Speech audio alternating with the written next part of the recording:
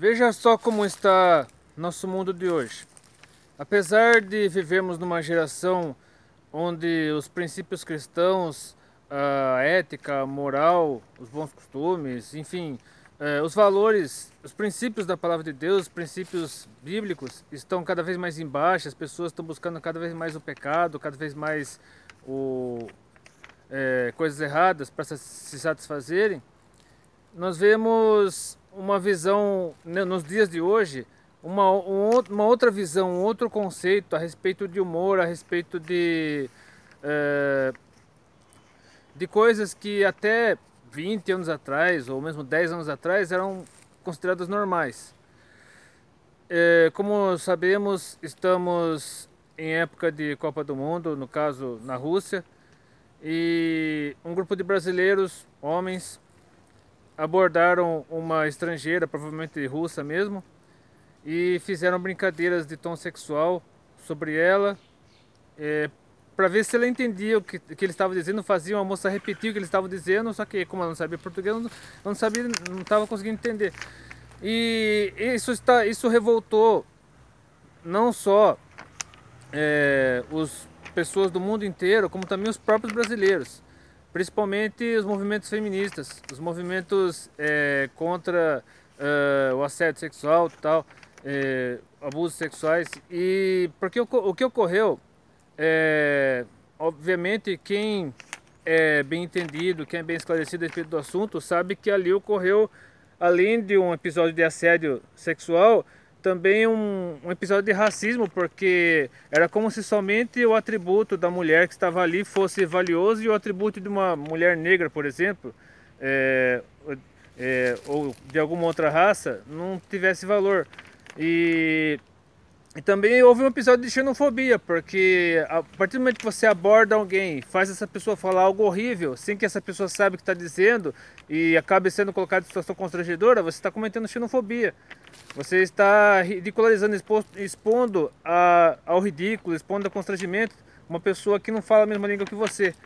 Então, eu gostaria de abordar esse assunto falando a respeito dos limites do humor. Até que ponto existe uma linha tênue entre o humor corrosivo, o humor nocivo, o humor prejudicial e a alegria saudável, edificante daqueles que temem a Deus. Porque existe uma divisão, sim, e essa divisão, entre outros textos, está aqui no Salmo 1, versículo 1, que diz assim: bem-aventurado o homem, o ser humano no caso, homem ou mulher, que não anda segundo o conselho dos ímpios, nem se detém no caminho dos pecadores, nem se assenta na roda dos escarnecedores. Então eu coloquei bem aqui, na divisão entre os textos que falam da alegria do cristão e os textos que falam dos limites do humor. É claro que existem muitos outros textos ao longo de toda a Bíblia, principalmente sobre alegria, sobre regozijo, sobre júbilo, porque o cristão verdadeiro, a pessoa que teme a Deus, a pessoa que foi transformada, lavada pelo sangue de Jesus, é uma pessoa alegre, uma pessoa feliz, porque Cristo satisfaz essa pessoa, porque o amor de Deus preenche essa pessoa por meio do Espírito Santo, de uma maneira que mesmo nas piores circunstâncias, mesmo nas piores dificuldades, a pessoa é feliz, a pessoa é alegre, é contente. Mas as pessoas confundem alegria com humor corrosivo, com humor depreciativo, com humor preconceituoso, com humor chulo, principalmente humor chulo, palavrões, termos obscenos, termos de cunho sexual, destrutivo. Então, mas antes é preciso saber qual é a verdadeira alegria, ou como devemos nos alegrar. 4 textos bíblicos demonstram como podemos fazer isso. Primeiramente, o Salmo 32, versículo 11, diz assim: alegrai-vos no Senhor e regozijai-vos vós os justos, e cantai alegremente todos vós que sois restos de coração. Nesse caso, a alegria verdadeira é direcionada a Deus. Provérbios 15, 13 fala assim: o coração alegra formoseia o rosto, mas pela dor do coração o espírito se abate. Então a pessoa que é alegre, que é feliz, a pessoa até rejuvenesce, a pessoa tem uma aparência saudável, E a pessoa que é triste, amargurada, rancorosa, vive de mal com todo mundo, vive de mal com a vida, a pessoa tem um semblante sombrio, até envelhecido, carrancudo. Filipenses 4, versículo 4 diz assim: regozijai-vos sempre no Senhor. Outra vez vos digo, regozijai-vos. Que carta de Filipenses fala muito sobre a alegria do cristão. E 1 Tessalonicenses 5,16, lá na relação dos conselhos do apóstolo Paulo aos discípulos da igreja tessalônica, diz assim: regozijai-vos sempre, ou seja, alegrai-vos sempre, mesmo diante da perseguição, porque o povo naquela época vivia debaixo da perseguição de Roma, dos judeus e tal, mas eles deviam alegrar-se em todo momento, a todo instante, mesmo debaixo da mais cruel perseguição. Como muitos missionários cristãos hoje em dia são perseguidos e mesmo assim vivem alegres, vivem felizes, porque veem vidas sendo transformadas, sendo salvos pelo Espírito Santo. E apesar deles se sacrificarem, muitas vezes darem suas próprias vidas, eles veem recompensa lá no futuro, eles veem a cidade celestial que espera por eles lá no futuro.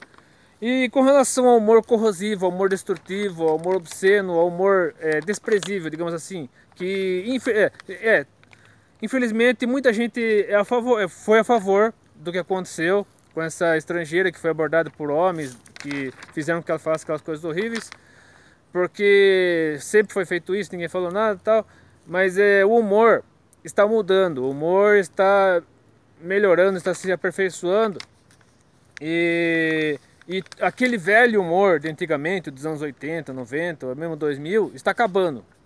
Os humoristas daquela época estão todos morrendo. E não estão deixando substitutos. Por quê? Porque aquele humor de antigamente, aquele humor destrutivo, corrosivo, preconceituoso, está deixando de existir.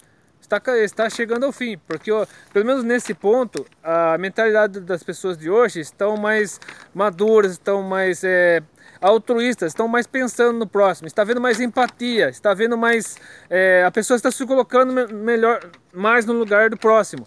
E pensando 1000 vezes antes de falar qualquer coisa que possa ofender, magoar, deixar a pessoa, deixar uma situação difícil. Estão combatendo o bullying que é uma prática tão comum, pelo menos, né? Agora está sendo combatido com vigor, com veemência.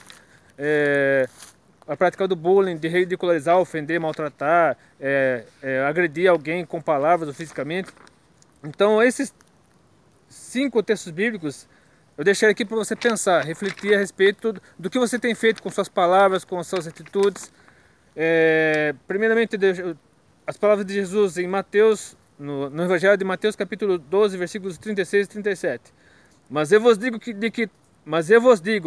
de toda palavra ociosa que os homens disserem, hão de dar conta no dia do juízo, porque por tuas palavras serás justificado e por tuas palavras serás condenado. Ou seja, jamais use suas palavras para destruir alguém, para ofender, para maltratar, para ridicularizar, para deixar uma pessoa numa situação difícil. Ainda que essa pessoa não saiba o que está falando, como aconteceu no caso lá da loira que foi abordada pelos brasileiros. No Evangelho de Lucas, capítulo 6, versículo 31, mesma coisa. Jesus fica aconselhando: e como vós quereis que os homens vos façam, da mesma maneira lhes fazeis vós também. Mais uma vez, empatia, altruísmo, enfim, você se colocar no lugar do outro, sentir a dor do outro, alegrar-se com o outro, chorar enfim, pensar muito antes de falar qualquer coisa que possa agredir, ferir, magoar alguém, eu colocá-lo numa situação difícil. Porque muitas pessoas que passam por isso sofrem traumas, sofrem bloqueios psicológicos, muitas pessoas até cometem suicídio por causa disso. Na carta de Paulo aos Romanos, capítulo 12, versículo 3, diz assim: porque pela graça que me é dada, digo a cada um dentre vós que não pense de si mesmo além do que convém, antes pense com moderação conforme a medida da fé que Deus repartiu a cada um. Então nós devemos ser humildes, não devemos usar de arrogância, não devemos usar de prepotência, não devemos nos considerar superiores aos outros, devemos sim nos colocar diante de Deus, devemos ser humildes diante de Deus e conforme diz mais para frente, devemos ter atitudes de submissão, de humildade, considerando as pessoas que estão ao nosso redor superiores a nós, para que por meio da nossa atitude humilde, nosso comportamento, nós possamos alegrar o coração de Deus e fazer com que as pessoas tenham uma boa impressão a nosso respeito, dão um testemunho verdadeiramente com nossas palavras e com nossas atitudes. Sobre os palavrões, termos obscenos, que também não devem fazer parte do nosso cotidiano, não devem fazer parte do nosso dia a dia. Aqui na carta de Paulo aos Efésios, capítulo 4, versículo 29. Não saia da vossa boca nenhuma palavra torpe, mas só a que for boa para promover a edificação, para que dê graça aos que a ouvem. E finalmente, para encerrar, o texto da carta de Paulo aos Filipenses, capítulo 2, versículos 3 e 4, que é autoexplicativo, resume bem tudo o que nós devemos fazer para nos abstermos, para nos afastarmos desse humor corrosivo, desse humor destrutivo, que incentiva o assédio, que incentiva a pornografia, que incentiva a xenofobia, o racismo e tantas outras barbaridades. Diz assim o texto de Filipenses 2, versículos 3 e 4. Nada façais por contenda ou por vanglória, mas por humildade. Cada um considere os outros superiores a si mesmo. Não atente cada um para o que é propriamente seu, mas cada qual também para o que é dos outros. Então, que efetivamente nós possamos desenvolver o verdadeiro amor que vem de Deus, o amor puro, verdadeiro, pensando muito bem antes de falar qualquer coisa que possa ofender, magoar, deixar nos próximos em situação difícil. E que Deus abençoe então. Se você gostou desse vídeo, se esse vídeo fez diferença na sua vida, curta, compartilhe, adicione seus favoritos, inscreva-se no meu canal, que Deus abençoe e até dependência.